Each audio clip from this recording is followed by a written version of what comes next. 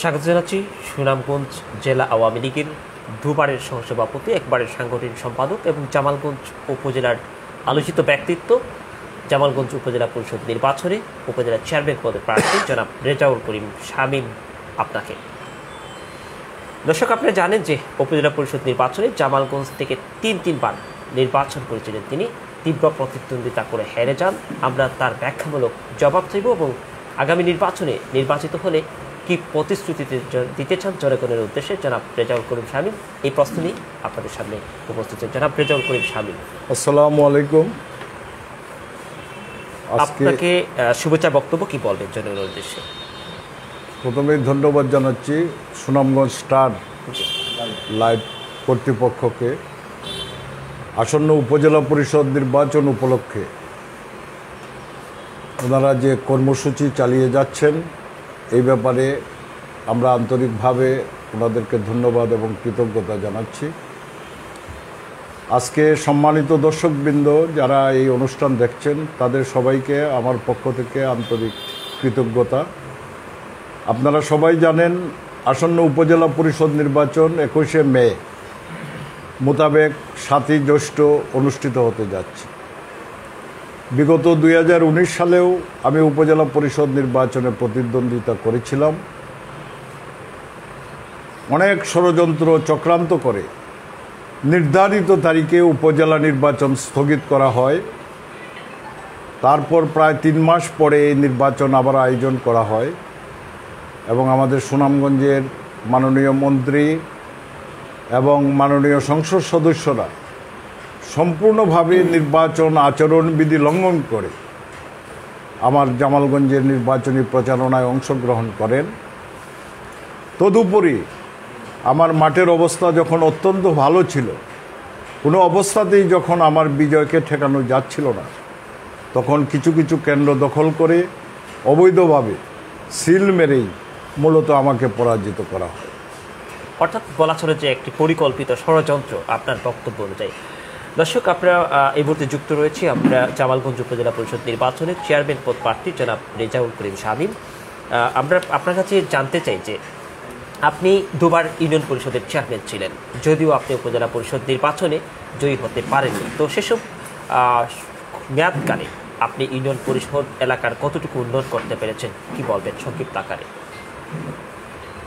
আপনারা সবাই জানেন আমি দুইবার ইউনিয়ন পরিষদের চেয়ারম্যান ছিলাম, কিন্তু দ্বিতীয়বার আমি আমার মেয়াদ পূর্ণ করতে পারি নাই উপজেলা পরিষদ নির্বাচনে অংশগ্রহণের জন্য। আমি যখন প্রথমবার ইউনিয়ন পরিষদের চেয়ারম্যান নির্বাচিত হই, আমার সমগ্র ইউনিয়নে 1 কিলোমিটারও পাকা রাস্তা ছিল না। আমি নির্বাচিত হওয়ার পর সমগ্র ইউনিয়নকেই পাকা রাস্তার আওতায় আমি এনেছি এবং আমাদের ইউনিয়নের জনগণের দীর্ঘদিনের যে দাবি ছিল রক্তি নদীর উপর ব্রিজ, এই ব্রিজ সমগ্র জামালগঞ্জের মধ্যে সবচেয়ে বড় ব্রিজ, এই ব্রিজটি মূলত আমার আমলেই নির্মিত হয়েছে। এই জন্য আমি কৃতজ্ঞতা এবং ধন্যবাদ জানাই আমাদের প্রাক্তন সংসদ সদস্য জনাব মোয়াজ্জেম হোসেন রতনকে। উনি আন্তরিকভাবে এ সকল উন্নয়নমূলক কর্মকাণ্ডে আমাকে সহযোগিতা করেছেন। জি, ধন্যবাদ। জনাব রেজাউল করিম শামীম, আপনি সুনামগঞ্জ জেলা পরিষদ চেয়ারম্যান জনাব আলহাজ নুরুল হুদা মকুট এবং তৎকালীন সংসদ সদস্য ইঞ্জিনিয়ার মোয়াজ্জেম হোসেন রতন, দুজনের সাথেই একটি ভালো যোগাযোগ ছিল। সেই দুজন ব্যক্তির সঙ্গে যোগাযোগ করে জামালগঞ্জ উপজেলার কী কী উন্নয়ন করতে পেরেছেন যদি সংক্ষিপ্ত আকারে জানতে চাই। আপনি বৃষ্টির কথা আমরা সত্যিকার অর্থে যদি বলতে চাই, মাননীয় সংসদ সদস্য কেন্দ্রীয় সরকারের পক্ষ থেকে যে সকল বরাদ্দ আসে এই ব্যাপারে উনি প্রচুর বরাদ্দ দিয়ে জামালগঞ্জ উপজেলায় অনেক উন্নয়নমূলক কর্মকাণ্ড করেছে। আর আমাদের সম্মানিত জেলা পরিষদের চেয়ারম্যান জনাব নুরুল হুদা মুকুট আমাদের এলাকায় মসজিদ, মাদ্রাসা, মন্দির, কবরস্থান, শ্মশানঘাট এগুলোতে অসংখ্য বরাদ্দ উনি দিয়েছেন এবং আপনারা অবশ্যই দেখেছেন এই অর্থ বৎসরে আমাদের শাসনাবাজার উচ্চ বিদ্যালয়ে উনি একটি মুক্ত মঞ্চ করে দিয়েছেন প্রায় 25 লক্ষ টাকা ব্যয়ে এবং শাসনাবাজার জগন্নাথজিউর আখড়া, শাসনা সৎসঙ্গ আশ্রম, মিলন সংঘ, দুর্গা মন্দির সহ অসংখ্য মন্দিরে উনি বরাদ্দ দিয়েছেন। রামনগর গ্রামের জামে মসজিদ, সুখদেবপুর গ্রামের জামে মসজিদ, শাসনাবাজার মসজিদ এবং মাদ্রাসা, এরকম অসংখ্য প্রতিষ্ঠানে জনাব নুরুল হুদা মুকুট বরাদ্দ দিয়েছেন আপনার মাধ্যমে।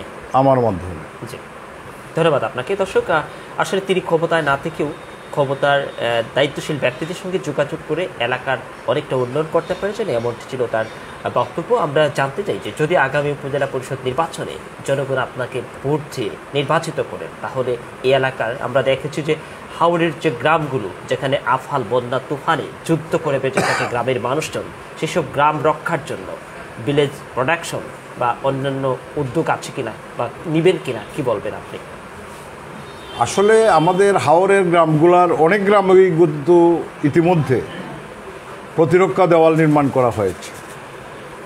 আমাদের প্রথম যে প্রকল্পটা গ্রহণ করেছিল সিএনআরএস নামে একটি স্বেচ্ছাসেবী সংস্থা, এই সংস্থার মাধ্যমে বেশ কয়েকটি গ্রামে প্রতিরক্ষা দেওয়াল নির্মাণ করা হয়েছে এবং অত্যন্ত মজবুত, যেমন ফেনারবাগ, রাজাপুর, এরকম গ্রামে প্রতিরক্ষা দেওয়াল নির্মাণ করা হয়েছে। পরবর্তীতে আসানপুর সহ অনেকগুলো গ্রামেই প্রতিরক্ষা দেওয়াল নির্মাণ করা হয়েছে আমাদের প্রাক্তন সংসদ সদস্য জনাব মোয়াজ্জেম হোসেন রতনের মাধ্যমে, এবং এই প্রকল্পটা ইতিমধ্যেই সমাপ্ত হয়েছে।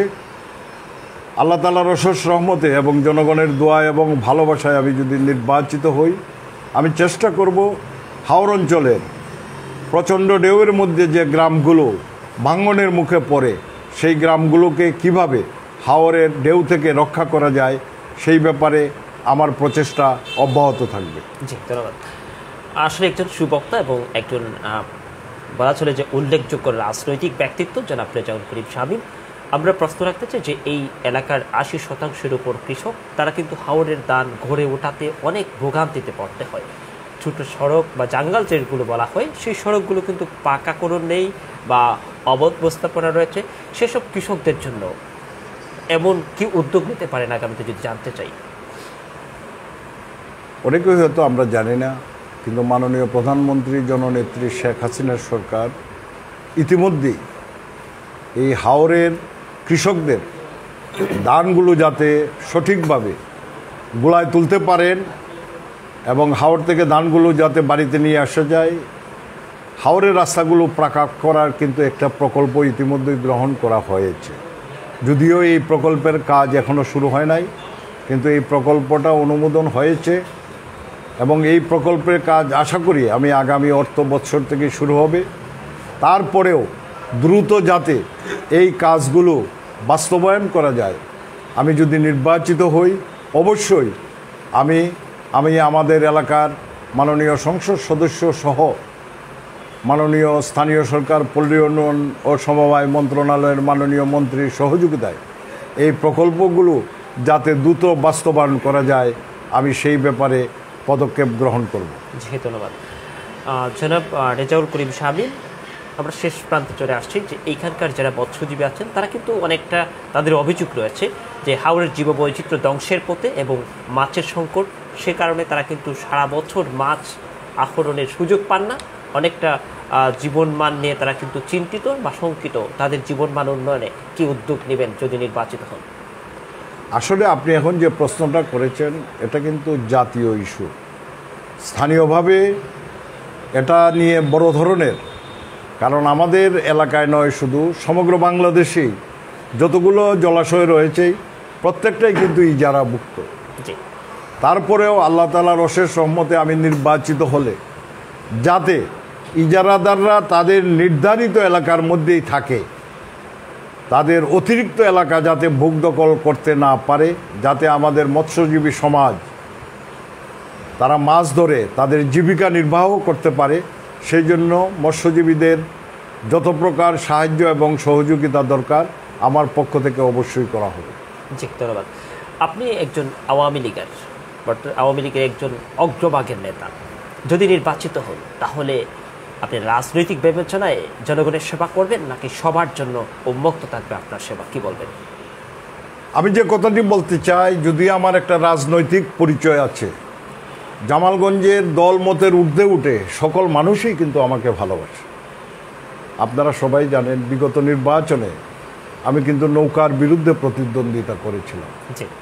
তারপরেও দলমতের ঊর্ধ্বে উঠে সকল মানুষ আমাকে বিপুলভাবে কিন্তু ভোট দিয়েছিল। আমি যদি উপজেলা পরিষদের চেয়ারম্যান নির্বাচিত হই, আমার কাছে কোনো রাজনৈতিক পরিচয় প্রাধান্য পাবে না। সরকার দল, বিরোধী দল সবার জন্য আমার দরজা খোলা থাকবে এবং তাদের ন্যায্য যে দাবি, সেই দাবিগুলো বাস্তবায়নে এখানে কোনো রাজনৈতিক পরিচয় প্রাধান্য পাবে না।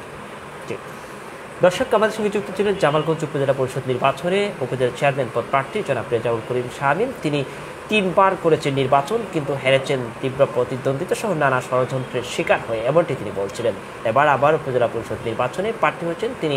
জনগণের সব অধিকারের বিষয়ে সোচ্চার থাকবেন এমনটি বলছিলেন।